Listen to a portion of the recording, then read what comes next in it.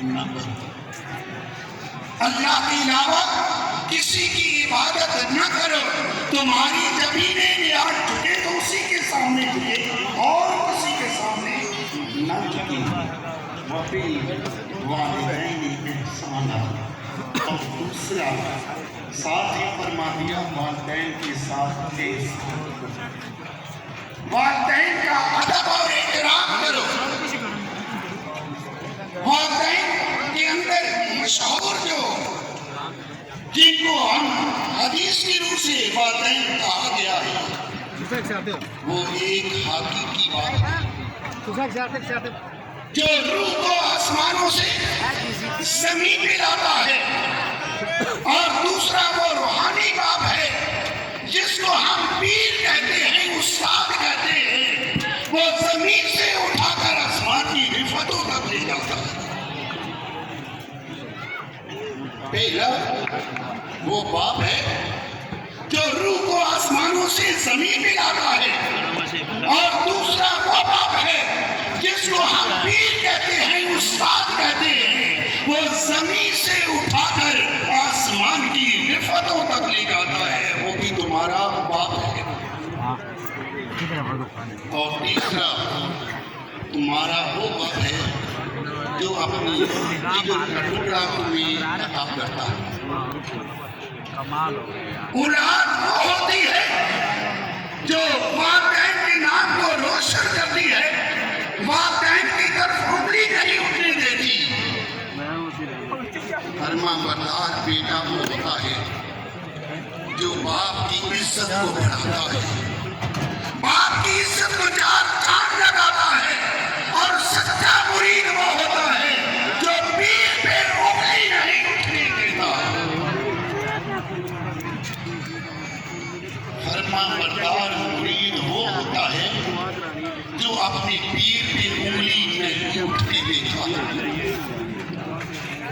تو باپ کی بڑی شان ہے، باپ کا بڑا مقام ہے، اور اگر باپ ہو خواجہ نواب الدین صاحب جیسا اور بیٹا ہو حضرت خواجہ خواجہ حضرت خواجہ محمد معصوم جیسا، تو پھر اس میں شان ہی شان ہے، مرتبہ اور مقام ہے جس کا کوئی ثانی نہیں ہے۔ اور جب خواجہ خواجہ حضرت خواجہ محمد معصوم صاحب رحمۃ اللہ علیہ اپنے پیر کے ہاتھ میں ہاتھ دیتے، پیر کے ہاتھ میں ہاتھ دینے کا مقصد کیا ہوتا ہے کہ میرا حاضر ذاکر بن جائے، شیطان کے حملوں سے محفوظ ہو جائے۔ اور حضرت خواجہ خواجہ حضرت خواجہ محمد معصوم صاحب رحمۃ اللہ علیہ جب حضرت خواجہ نواب الدین کے ہاتھ پہ ہاتھ دیتے ہیں تو دل نور علی نور ہو جاتا ہے۔ اور پھر خواجہ خواجہ حضرت خواجہ محمد معصوم صاحب عرض کرتے ہیں، حضور بیٹا آپ کا ضرور، آپ کی آنکھوں کا تارا ہوں، دل کا سہارا، لیکن میں نے ہاتھ آپ کے ہاتھ میں دے دیا ہے، اب میں مرید ہوں، آپ پیر بنیں گے، میں مرید بن کر خدمت کروں گا۔ آپ میرے پیر ہیں، میں مرید بن کر خدمت کروں گا۔ تو آپ جہاں آتے ہیں تو مرید بن کر آیا کریں، پیر بن کر نہ آیا کرے، اپنی پیری نہ چمکایا کرے، پیر کے سامنے آئے تو مرید بن کر آیا کرے۔ اس لیے کہ میرے خواجہ نے ہاتھ جوڑ کر عرض کیا، میں نے آپ کے ہاتھ میں ہاتھ دے دیا، اور جانتے ہیں جب انسان پیر کے ہاتھ میں ہاتھ دیتا ہے تو پیر ہاتھ پھر اس کے پیر کے ہاتھ میں ہوتا ہے۔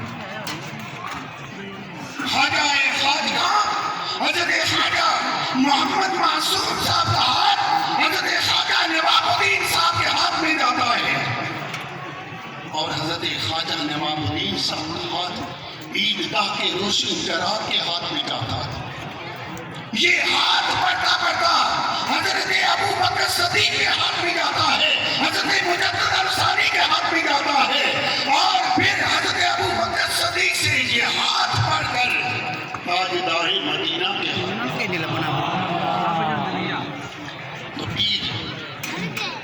کہ جب انسان بیعت کر لیتا ہے، آپ کے پیر مرشد حضرت خواجہ حضرت خواجہ محمد معصوم صاحب نے عرض کیا، حضور میں نے آپ سے نسبت جوڑ لی،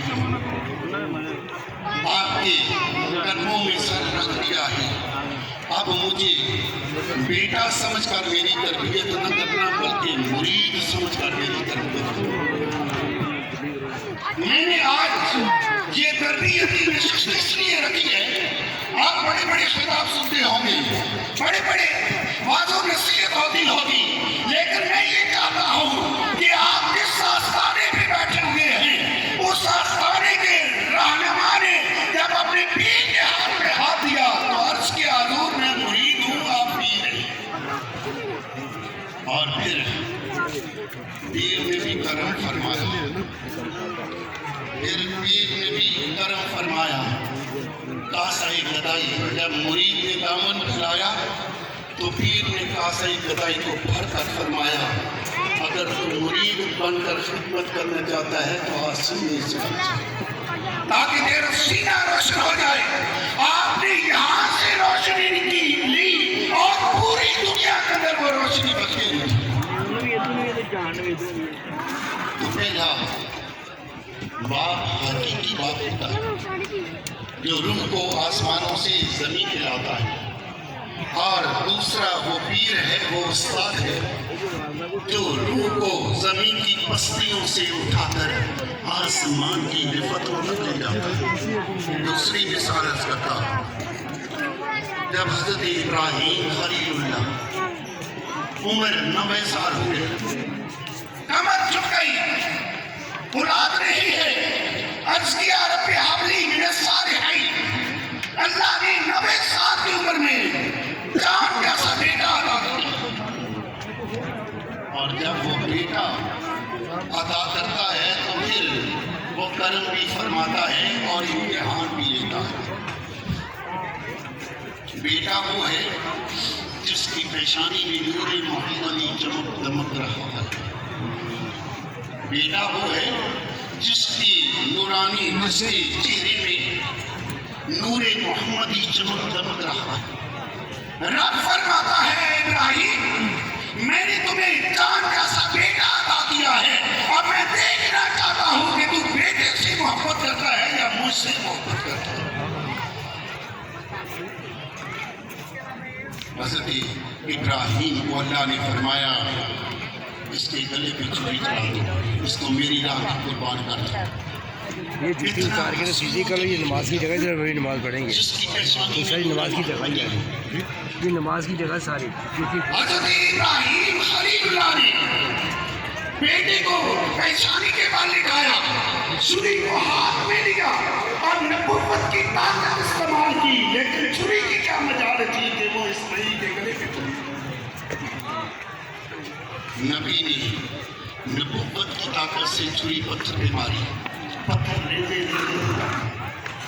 اور حضرت ابراہیم خلیل اللہ فرماتے ہیں، اے چھری تو پتھر کو ریزے کر سکتی ہے، لیکن اسماعیل کے گلے پہ کیوں نہیں چل سکتی؟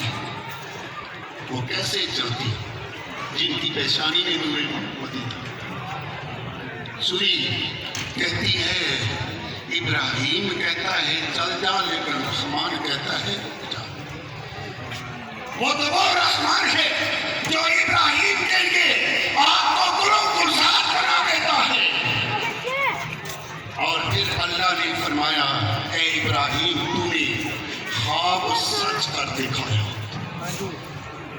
لیکن آج جس نازک دور سے گزر رہی ہے، آج ہماری اولادیں اللہ کی نافرمانیاں کرتی ہیں، ہم انہیں چھوٹے کرتے ہیں، سزا کرتے ہیں، کہیں اولاد نراز نہ ہو جائے۔ اولاد کو نراز نہیں کرتے ہیں، لیکن جس نے اولاد دی ہے اس کو نراز کر لیتے ہیں۔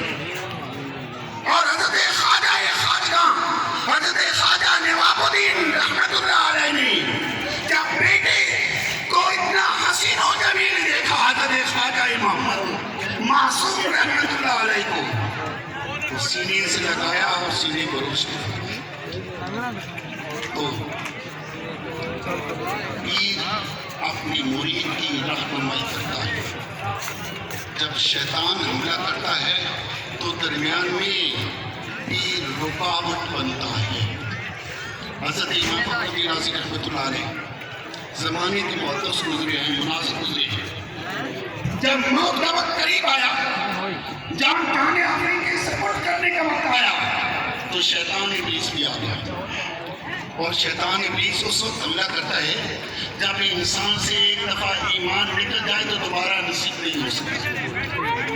ادھر جسم سے روح پرواز کر رہی ہے، ادھر شیطان ابلیس سوال کر رہا ہے، اے امام فخر رازی تم نے بڑے بڑے مناظرے کیے ہیں، بتاؤ تو نے اللہ کو ایک مانا ہے؟ آپ نے فرمایا ہاں میں نے اللہ کو ایک مانا ہے. اس نے کہا آپ جانتے ہیں شیطان نوری فرشتوں کا استاد رہ چکا ہے. سوال کرتا ہے، حضرت امام فخر رازی اس کا جواب دیتی ہے، وہ دوسرا سوال کرتا ہے، دوسرا جواب دیتی ہے، وہ تیسرا سوال کرتا ہے، تیسرا جواب دیتی ہے. وہ سوال پہ سوال کرتا جا رہا ہے اور حضرت امام فخر رازی اس کا جواب دیتے جا رہے ہیں. شیطان ابلیس نے 360 سوال کیے، آپ نے 360 سوالوں کا جواب دیا، لیکن آپ کے پیر و مرشد حضرت خواجہ نجم الدین کبریٰ رحمۃ اللہ علیہ کہیں وضو فرما رہے تھے، وہاں سے پانی کا چھٹا مارا اور فرمایا کیوں نہیں کہتا میں بغیر طریقے اللہ کو وعدہ بھلا چاہتا. پیر ہو خواجہ محمد معصوم جیسا اور شیطان حملہ کرے اور پیر درمیان میں رکاوٹ نہ بنے، تو جس پیر کے ہم مرید ہیں، جس کے قدموں میں بیٹھے ہوئے ہیں، اس پہ یارو انگلی نہ اٹھنے دینا، اس پہ انگلی نہ اٹھنے دینا. بیٹا جب غلطی کرتا ہے تو باپ پہ انگلی اٹھتی ہے، شاگرد جب غلطی کرتا ہے تو استاد پہ انگلی اٹھتی ہے، اور جب مرید غلطی کرتا ہے تو پیر کامل پہ انگلی اٹھتی ہے. ارے لاج رکھنا اس آستانے عالیہ کی، کہیں ایسی غلط کام نہ کرنا جس سے میرے خواجہ کے اوپر انگلی اٹھے. میرا خواجہ تو وہ خواجہ ہے، جب شیطان حملہ کرتا ہے تو درمیان میں رکاوٹ بن جاتا ہے. تو تیسرا باپ، دوسرا باپ استاد ہے اور تیسرا باپ کون ہے؟ جو اپنے جگر کا ٹکڑا ادا کرتا ہے، جس کو ہم سسر کہتے ہیں، وہ بھی تمہارا باپ ہے. اب باپ کی شان، باپ کا مرتبہ اور مقام پوچھنا ہے تو میرے نبی سے پوچھو. تاجدار مدینہ فرماتے ہیں ماں کی بڑی شان ہے، ماں کی بڑی شان ہے، ماں کا بڑا مقام ہے، اس لیے کہ جنت ماں کے قدموں میں ہے، لیکن باپ کا اپنا مقام ہے. باپ جنتی دروازوں میں سے درمیانی دروازہ ہے.